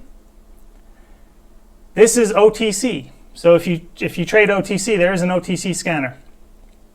This is where you go for stocks, and if you click on that, there's actually a drop down that shows you can kind of filter it out if you like under $5 or over 100, over 50. So you can use filters there to show you different criteria for what it's scanning. It changed when I clicked it on the screen, but on my monitor, when I actually clicked it, it didn't change for you guys until about 15 seconds later. So I think that's where the delay is coming in. I don't know if the voice is matching up with your end, but when I click it on my screen and then I see it on the monitor itself, there's a 10 or 15 second delay, which is annoying. So I apologize if that's the case. If it's actually linked up, then I apologize for wasting your time telling you it's not. So is everyone clear on the information for options and scanning and what it's looking for and what it's picking up and why we like what we like and what we don't like? Because again, if you're placing trades on bad information, you're going to be placing bad trades. So I want you guys to understand the good flow versus the bad flow. And the good flow is what I pointed out, that short time frame or all day long they just keep buying and buying and buying. Same strike, same expiration. Because again, if someone's buying Tesla 200, Tesla 300, Tesla 250, Tesla 400, there's no story there. If they're buying February monthlies for 400 and they're buying it and buying it and buying it and buying it and buying it, eventually you're like, okay, there's something going on with February monthlies for $400. So it's that consistency that we're looking for. If the strikes and expirations are all over the place, it's just not telling us a story. The story we want is same strike, same expiration, contract price increasing, ask or above ask, sweeps. If we have all of that, that's a high probability trade. If you see a Tesla, and then an Apple, and then an Amazon, and then a Microsoft, and then a Facebook, there's no story there. You can look and see if it's kind of tech heavy or not, but that's not really telling us a story as far as a specific trade to enter. So the story we're looking for is same strike, same expiration, continuously pounded all day long, maybe a very short burst of time, but boom, boom, boom, boom, boom, back to back. Contract price increasing, but they're still stepping in to buy more. Ask or above ask, sweeps, That's what we're looking for. And when we get that, it's just a high probability trade. Again, as traders, we want high probability. The high probability is when all of that is there. That doesn't mean it's guaranteed to work. It means it's higher probability. You can find one piece of flow information that has nothing kind of attached to it. There's no alert that's coming out. It's just one piece of flow. You can follow that and make a ton of money. But again, the probability is not there. Because what we're looking for is not just one piece of information. We're looking for all the information combined that gives us a greater picture of what's going on. One person spending $200,000 could be a great trade. But one person spending $200,000 followed by someone else spending $150,000, followed by someone else spending $300,000, now we're starting to see a story. And the story is they're building up this large position. That one trader that spent $200,000, maybe he's a trust fund baby with $6 billion in his account, and he just goes, ah, crap, let me throw $2 million at Tesla today. Maybe I can make $2 million on it. We don't know that. We don't know anything about these trades unless we're the trader placing them. So it's important to understand that when the information comes across the scanner, all we're doing is using the information we have available to try to decipher what's going on. So when we see same strike, same expiration, contract price increasing, ask above ask sweeps, and we see it back to back to back to back to back to back to back, we're going, holy crap, that's a big position being built. That's the flow we want to follow. And if we see that 7 times a month and only place 7 trades, we're going to be very successful. The problem is we don't see that flow every day, and as traders we get anxious and we think we need to trade, and oh, I'm a trader, if I don't place trades, what am I doing? Well, if you sit and wait for the right flow, you'll be great. We just need the discipline to sit and wait for the right flow. Now, I might make 3, 4, 5 trades a day. There might only be one of those that are based on flow.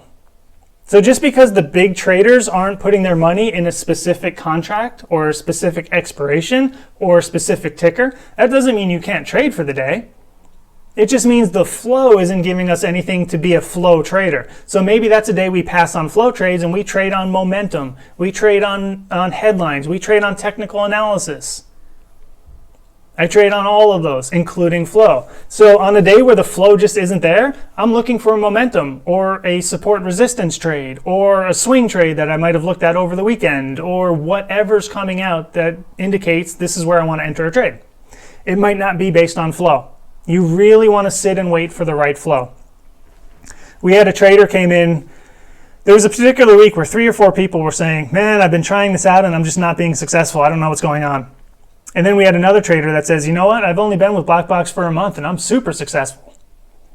I'm not going to give their name, but they did make over $10,000 in the month, which is a pretty damn good living if this is what you do for a living. That's going to be over 100 grand a year. It's by most standards going to be a pretty good living if you can make 10 grand a month. So we had a bunch of traders in there saying they didn't know what was going on. It was confusing. We have a brand new trader who's only been with the system for a month that made 10 grand. So I said, hey, why don't you tell these guys what you're doing? The answer, it warmed my heart, because here's what happened. We did a flow class, which if you guys are part of Discord, there's a flow class every Tuesday and Thursday at 11 a.m. Eastern Standard Time. It'll fluctuate a little if I'm in a trade. Sometimes it's 11, 11:15, but around that 11 to 11:30 area, we do live flow class where we look at the flow as it's coming in live, and I give some of the slides that I gave today. I give some pointers as far as what we're looking at, but we can also look at flow as it comes in live because it's during the market hours. So if you're with us this week as a trial, if you're a member, every Tuesday and Thursday at 11 o'clock Eastern Standard Time, we're going to do a flow class in the Flex Room where we can actually go over some of the live flow. I do those every Tuesday, Thursday. This new member that was with us for only a month, the response as far as how they made 10 grand, they said, you know what? For this particular month, I only made 7 trades. But the 7 trades were the 7 trades that you guys get excited about in the room. And the ones we get excited about, same strike, same expiration. Contract price increasing, ask or above ask, sweeps. That's what we're looking for on the checklist. This trader was brand new with Blackbox. They weren't new to trading. They knew and understood options, but they were brand new to Blackbox, spent 1 month with us. They followed the information from that flow class. They said, you know what, I heard you guys drill this into me. Same strike, same expiration, contract price increasing, ask above, ask sweeps. I waited until I saw all of that, and those are the only trades I took. It was only 7. I think it was 7 or 8. It was definitely less than 10. My memory isn't perfect, but I know it was 7 or 8 trades that they took the entire month, and they made 10 grand on that because they sat and they waited for the right flow. Now, I don't know their account size. To make 10 grand if you have $2 million, that's probably somewhat easy to do. If they have $50,000 and they made 10 grand, a little bit harder. If they had 10 grand and they doubled their money, a lot harder. So I don't know their account balance and how easy it was to make that 10 grand, but they waited for the right flow, just like we went over in the flow class, which is basically what I've given you guys tonight. They took only those trades. They only made 7 or 8 trades in the month, and they made 10 grand of income. So if you sit and wait for the right flow, you will be profitable. The problem is we don't always sit and wait with the patience for the right flow. All day long on Discord, you'll hear people calling out trades that aren't necessarily based on flow, but they're making money. So you can make money every day. You can lose money every day. That's the nature of trading. But if you're trying to be a flow trader, it's not going to be there every day. Sit and wait for the right flow, pounce on it when it comes in, you'll be successful. Take trades around that flow if that flow isn't presenting itself. There's plenty of ways to trade the stock market. Flow trading is just one of those ways. Any other questions? While I got you guys here, I appreciate your time spent on a Sunday. It's showing your commitment to learning what this platform is all about, so it will give you a bit of an edge when you see it live tomorrow for the first time. Instead of trying to figure it out while it's moving, at least you have an understanding of what you're looking at, and maybe some of those hints sink in as far as calls coming in on the bid. You don't jump into a call position. That's my biggest concern. I want you guys to understand what the information is showing us. Because it's a lot of information, it is confusing, but when you understand it, you don't have to sit there and decipher it. You see it and you just know it's what you like or what you don't like. So are there any questions regarding anything I've gone over? Anything that I said that was confusing? Anything that I didn't go over that you might have a question on? Does the scanner do this? Does it do that?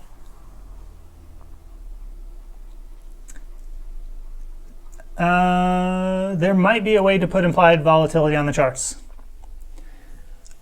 Let's see if we go to... So the charts that I use on Blackbox, I don't put any studies on them.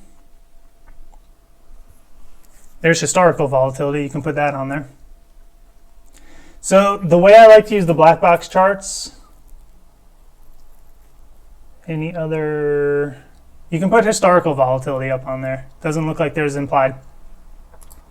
The way I like to use the Blackbox charts is basically as clean as it can be, just a very simple line chart.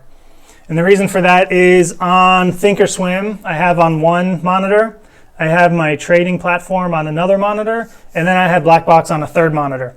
So on Blackbox, I use that very simple line chart to really dial in the very basics of a chart. And on Thinkorswim, I have it set up the way I like to see it, which is very few indicators, but they're candles. So sometimes the line chart just really dials in the simplicity of support and resistance, and then I use the candles on the bigger Thinkorswim charts to really dial in specific points. So I actually don't use the studies on the Blackbox chart. But if you go to that study section and pull down that menu, there's tons of them there. So if you want to use Blackbox as your main charting, there's a ton of features. For me, I just have 3 different monitors showing me 3 different pieces of information, so I don't use the Blackbox charts as my main charting. If you guys want, just really quick, if you come over here, this button here will pop the chart out. So you can make it bigger and smaller, you can zoom, you can go, this is pre-market, post-market, market hours. If you click that button there, that pops the chart out and pulls it back. Over here, you have your time frame on the chart that you want to look at. Views, if you have a specific view, you can save it so that every time you come in and open your platform, you can pull up that view. Display is going to show you your different types of charts. extended hours, yes or no, day or night theme, and then studies. Like any other platform, it's going to show you a bunch of stuff. You have your Bollinger Bands, Darvis, Dantian. There's so much stuff on here. I don't use this as far as the studies go because, again, when I'm using the Blackbox, this is what I want to see. This is as clear as possible to see support and resistance because it's a very basic line chart. So I like to use that in conjunction with my candle charts on Thinkorswim because Thinkorswim is going to give me exact levels, but this, with a quick glance, you can just see support and resistance really easily. And it looks a little squished on my screen because the monitor that it's on is a 55-inch TV. So if you guys pull up Blackbox on a regular computer monitor, it looks a little bit better than the layout you're seeing on my screen right here. The screen I normally run it on is an actual computer monitor, so it looks a little bit bigger. It becomes squished when I put it on the 55-inch TV. So that if you look at the chart right there and you're going, wow, that looks pretty small, it actually is. But on a regular, if I pull this screen to my other monitor, it looks bigger. In the news section, if you see that news there, it's squished on the left side of that column. If I pull this to my other monitor, it expands and takes up the whole window. So it's just because it's on this giant TV, the resolution changes, whatever it is. It looks a little bit squished on my screen, but if you pull it up on your computer monitors, it'll look a little bit easier to see than what you're seeing right there. Any other questions on Flow, on Blackbox? If you guys are available for voice, please jump on Discord voice. We do call out trades all day long live on voice. Please take part of the Twitter accounts. If you're a trial member, you do have access to those for the week. We will kick you out after a week unless you sign up, but you do have access as a trial member for a week.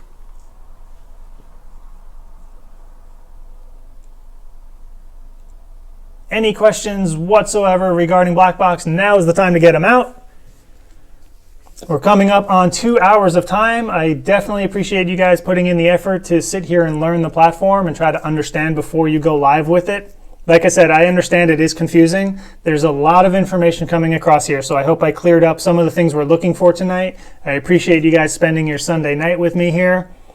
If you go into the Discord room, you can type @moderators or tag me specifically @7starmike. If you have questions, even if I'm not logged in, it'll pop up on my phone that there's a question. If you tag @moderators or @7starmike, that will appear on my phone. So either way, if you want me specifically, just use my name. If you want any of the moderators, I think there are 11 of us total. Just jump in there, tag @7starmike, @moderators, and I will see that. If I'm not logged in, it pops up on my phone. If it's a simple question, I can answer it from my phone. If it needs charts and lines and support and resistance, I can do some of that from my phone. So I can still try to help. So even if I'm not on my phone, I can answer questions. Jump on Twitter @7starmike and just send me a message there, and I can get that on my phone as well. So whether I'm on the computer or not, I can help you guys out and I can answer questions for you. We want you guys to be really successful. You're not going to automatically be successful. Full disclosure, I use Blackbox every single day, and I am actually coming out. At this point, I believe I'm out of it. I had a really good week last week. The week before that, I'm coming out of a little bit of a slump. So even though I sit and stare at this flow all day long, I was just picking the wrong flow to get into. And I've been trading for 4 years, and I've been watching Blackbox for 2 years. So even though I know exactly what I'm looking for, I was just following the wrong flow. So full disclosure, I mean, I'm coming out of a slump it was like 2 weeks of solid, what the hell am I doing? So I was making a little bit of money and then losing money, making some, losing some. And last week was good, so I feel like I'm out of the slump that I'm in. So even if you guys have been trading for a while, you can go through a slump where things just aren't lining up for you. I've been using Blackbox for 2 years, trading for 4, and I went through a few week period where I was just looking at things wrong. And I was talking to people saying, okay, what's going on here? What do you see in this chart? Okay, I see the same thing. It didn't work out. So what happened there? Do you see this going on in the chart? No? Okay, why am I looking at it this way where I see something that you don't? So that's what's great about the Blackbox community is there's tons of traders in there. There's over 1,000 members that you can bounce ideas off of. So you can get an idea of, hey, this is what I'm seeing in the chart. What do you see? Well, we have 1,000 members that can give you information on what they see. So if you see something and you're not sure if it's right, and 25 other people see the same thing, that's a good indication you're on the right path. If you see something on there and everyone jumps in and says, oh, look at this number here and look at this support here or this resistance, then you can go, oh, you know what? I wasn't looking at that, but there's 17 people saying, look at this, and I'm the only one going in this direction. Doesn't mean change your trade, but it gives you an idea that there's other people looking in a different direction. So part of the Blackbox team is just that there's so many people here to bounce ideas off of. So even if you use Blackbox every single day, if you follow the wrong flow, you will make bad trades. And I went through like a multi-week period where it wasn't just the flow trading. I was trading on momentum and headlines and everything, my normal trading, just the way I normally do. But for some reason, it wasn't lining up. So part of the Blackbox community is you've got over 1,000 traders that you can post an idea on Discord, and you can get information from them as far as other people looking at setups. Or there's tickers that you weren't particularly watching, but someone else was, so they pointed out.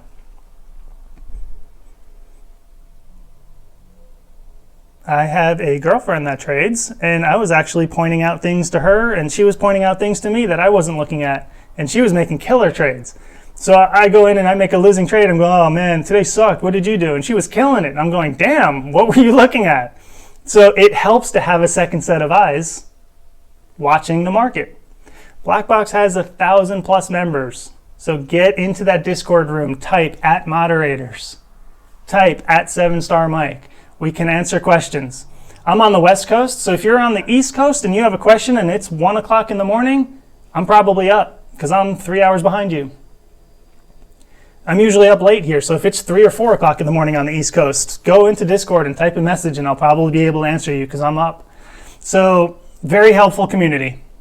Very, very helpful community. We're all here to try and make each other better. If I make a $500 gain and you make a $5,000 gain, I'm not jealous of you. It's a very open community. Everyone wants everyone to succeed.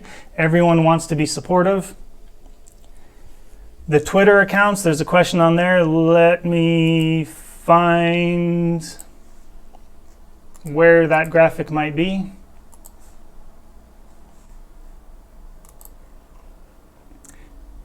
Maybe not. My computer looks like it wants to freeze.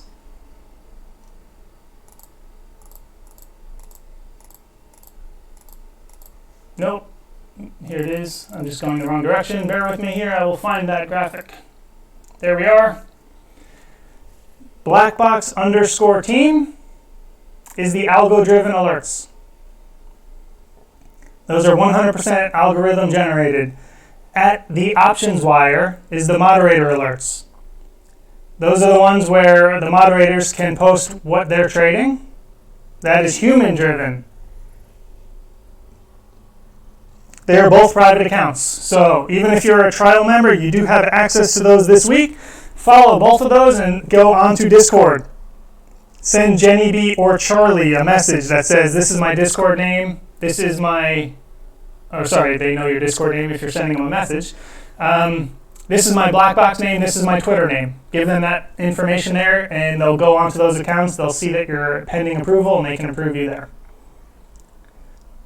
They are private accounts, so if you go in and follow them, you will not see anything. It does not mean it's broken.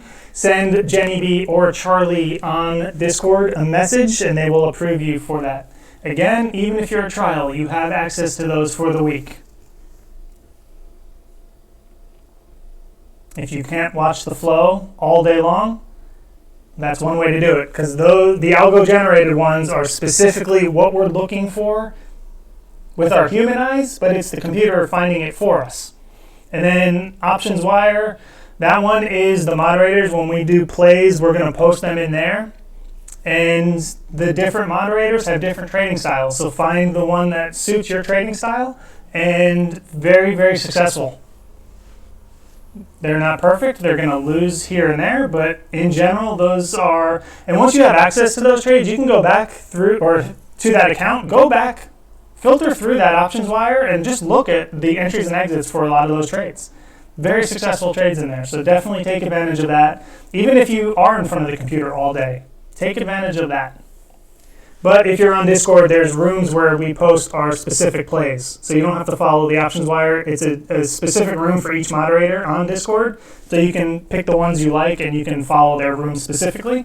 If you're not able to have Discord on at work, maybe the website is blocked, follow the options wire. And if Twitter is blocked at work, have those alerts sent to your phone. So there's a way around it. One of our moderators, Jenny B, she works full time. And she puts out amazing plays all day long. So she tries to listen to Discord when she can, but she works full time and she still trades around that. So it can be done. And the Options Wire account will help you out with that. A lot of successful trades on there. Any other questions while we're here?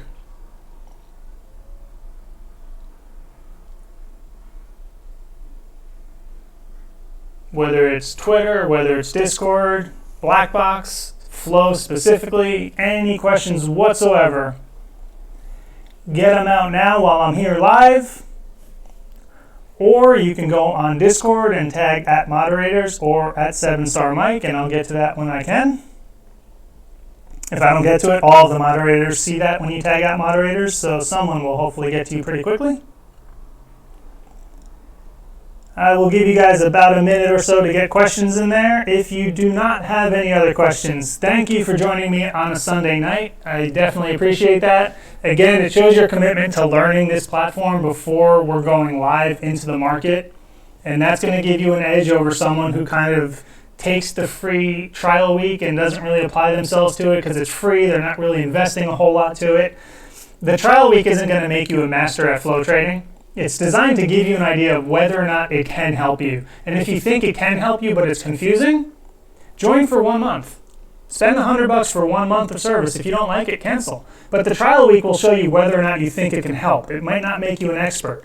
Join for 1 month after that and you can see, you know what, I really like this, or you know what, it's just not for me. If you think the trial week was helpful but you're just not sure, that's what I would suggest is try it for 1 month. If you know at the end of the trial week it's not for you, no harm done. We're not going to hound you guys to become members. We're not going to knock on your door and call you and email and text. It's not what we're about. We want to help people and we want the platform to be helpful. If it's not helpful for you, we're not going to chase you down and force you to spend your money using it. That's the last thing we want. So we want you guys to be successful. If you think it can help you out, but you're just not sure after 1 week of a trial, try it for a month. It's $100. Charlie likes to make the $100 within the first hour of trading every single day. So you'll see on there that he'll post, hey guys, I'm in this particular trade. I took this many contracts. And he likes to say, hey, within the first hour of trading today, I paid for my monthly Blackbox subscription. And that's every day. So if he can make $100 every day, can you afford $100 for a month of service? Should be. But it is confusing and it's not for everyone, so we're not going to push it. But that's what tonight is all about, is try to give you guys an edge over the system to see it before it goes live. Tuesday and Thursday, we have a live flow class. 11 o'clock a.m. Tuesday and Thursday after hours, right after the bell, we have a Q&A session. See, there's plenty of options for you guys to reach out to us. And I don't see any other questions on there, so last time, thank you guys for joining me on a Sunday night. I appreciate it. We want you guys to be successful. Jump into Twitter, to Discord. Reach out to us anyway if you have any questions. We're here to help you guys. And on that note, last time I'm going to say thank you guys for joining us. Enjoy your nights. Happy Sunday. We'll see you guys at the bell. Let's make some money this week. Thanks, guys.